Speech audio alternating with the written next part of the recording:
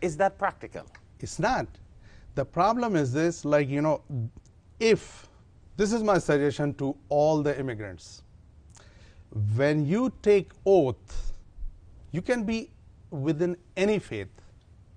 You can be anybody. But when you decided to surrender your previous nationality, then there's no question that you can go against the Constitution, against the regulations, against the society, against the system. This is the option you are taking. But when we take oath, it's an emotional event. It's a ceremonial thing.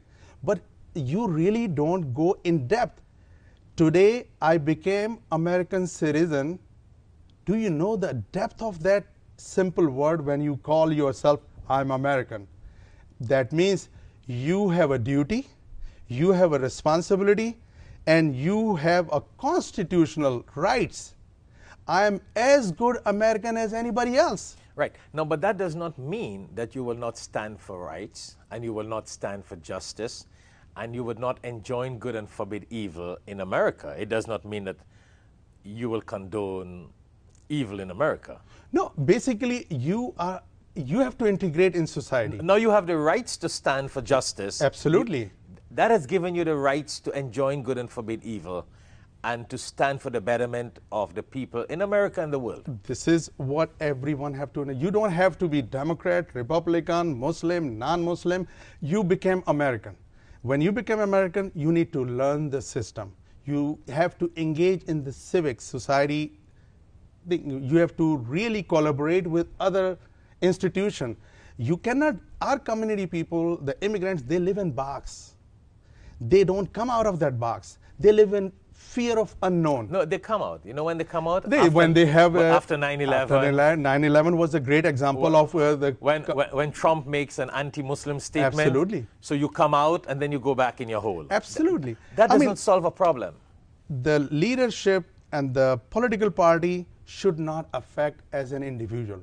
We all are American. We have to think American. We have to behave and claim our nationality.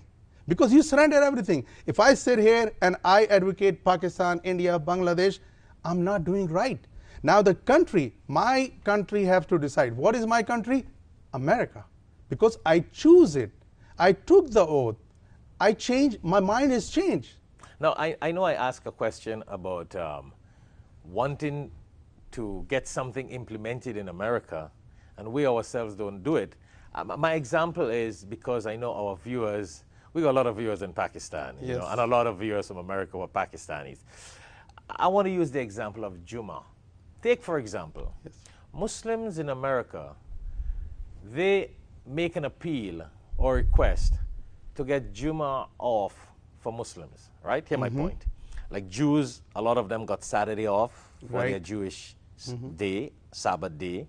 Christians, they get off on a Sunday so they can go to church. So let's say Muslims make a request to get Friday off for Jummah. But then here the problem. The America will say, well, hey guys, you guys don't go for Jummah. And you know what? Your Jummah prayer starts at 1:30, but you don't even reach there until 5 minutes before. So we will only give you 10 minutes. Is that? Then they're like, no, we want an hour. My point is, that's the problem. We want to ask America to give us Eid day. We still cannot decide on a day.